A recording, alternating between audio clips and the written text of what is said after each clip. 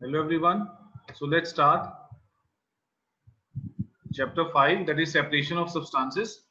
So separation means removal of substances from a mixture of two or more substances, right?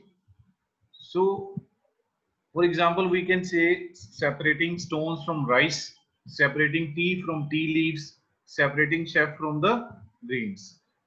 So separation is sometimes required because we have to separate out the harmful substances, and sometimes we have to separate the non-useful substances which are not of any use.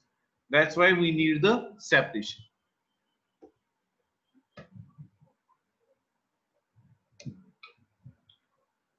So why do we separate substances?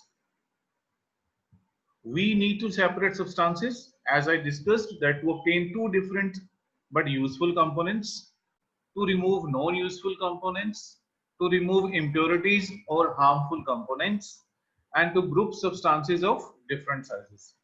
So these are the reasons that why we need to separate the substances. So here you can see in the pics, there are the two methods of separation shown. One is threshing, another is winnowing. Here we can see threshing. Threshing is used for separating grain from stalks. Machine can also be used for the process. And winnowing, we know that you might have observed this kind of scene in the fields. The farmers are using winnowing method. They use to separate heavier and lighter component, because heavier component is grain here.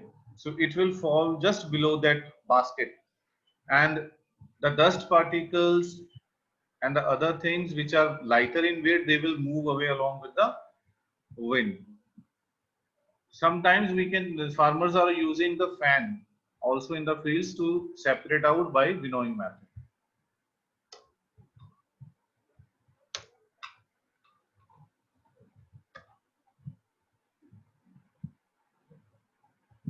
The next is separating the component of mixtures. So you can see here, separating the components of mixture of solid with solids. So this is a general example which we are using at home. You might have observed your mother is separating the stones and the other substances from the pulses, from rajma, from grams. So they are separating this with the help of this method, hand picking method. Why they are using? Because they are bigger in size and they can be easily identified by us, right? So that's why we are using this method at home. Then threshing. This is used by the farmer to separate the grains from the stalks after harvesting. So what they do, first of all, these dried stalks are beaten or threshed to separate the grains. Winnowing, this is a general method of winnowing by which we can separate out the heavier components from the lighter one. Sieving, this is also a general example which is used by all of us at home after the making tea. So you might have observed we separate out the tea leaves from tea by using a sieve, strainer we can say. Same way, before preparing the lunch dinner, so sieve is used. It's a wire mesh tightly in a frame which is used in sieving process of wheat.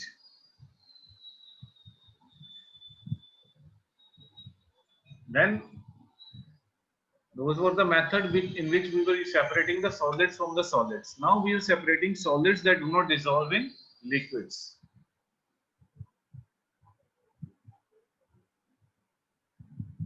Solids that do not dissolve in liquids. So sedimentation and decantation. Sedimentation, we know that when you mix sand in water, so what we will observe? We will observe that sand will separate it out or settle down at the bottom and the water will be on the top. We can easily identify the sand present in the beaker.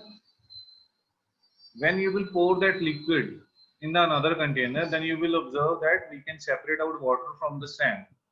So this process is known as decantation. Sedimentation, in which the sediments are settled down at the bottom. In the mixture of sand and water, sand is the sediment which will settle down at the bottom, and this can be separated out with the help of decantation.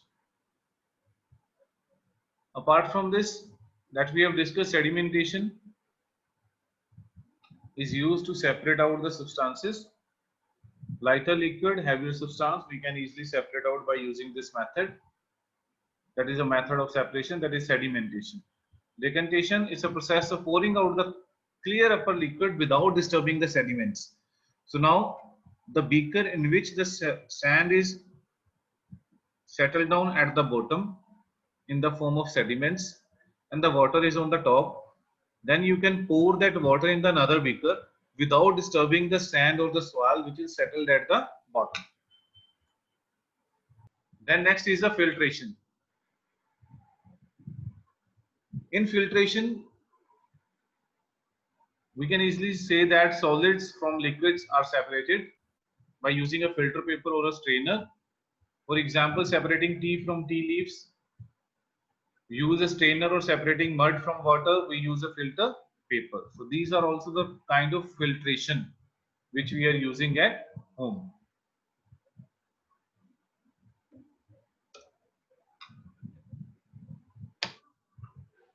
So here you can see the filtration. That activity we can perform also by using a filter paper, making a funnel and then allowing that muddy water to pass through it. We will observe that the water will be collected at the bottom, whereas the sand or the mud will collect in the filter paper. Then after this we have evaporation. We all are aware about evaporation, and in which the liquid particles are evaporated, converted into water vapors. For example, getting salt out of salty water, the salty water is put into evaporating basin. It is left in a warm place and water evaporates, leaving behind the salt crystals. This process is used near seashores to separate out the salts from the sea water. They are making the pits. They are collecting the water in these small pits and then allowing it to stand for some time. Then due to heat of sun, the water will get evaporated and the salt will left behind, and then this salt will be collected and cleaned by the further processes.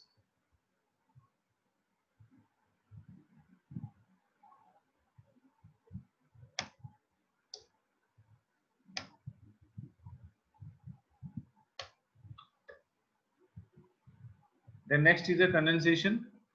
Condensation is a process in which gas phase is changes into liquid. This you might have observed when you keep a chilled glass of water or a bottle or a soft drink bottle on a table. Then you might have observed the after some time the water droplets just appear on the outer surface of the soft drinks or the glass. From where these water droplets come? These water droplets are actually present in the atmosphere in the form of water vapors. So when they will come in contact with the chilled bottle or chilled glass, then what will happen? Due to low temperature, due to condensation, these water vapor will get condensed into liquid, right? So then they appear in the form of drops. That is condensation. Can water dissolve any amount of substance? Yes, very important. We are dissolving sugar into 1 glass of water. So is it possible that I can dissolve as much as sugar I can in that glass?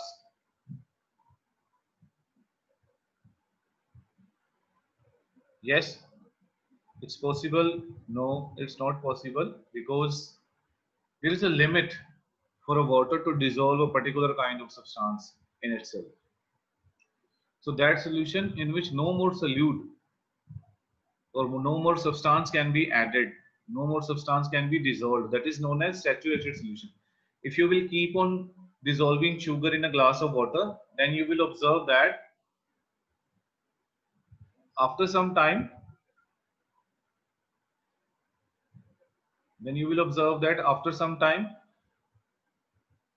you will not be able to dissolve sugar or salt in the water.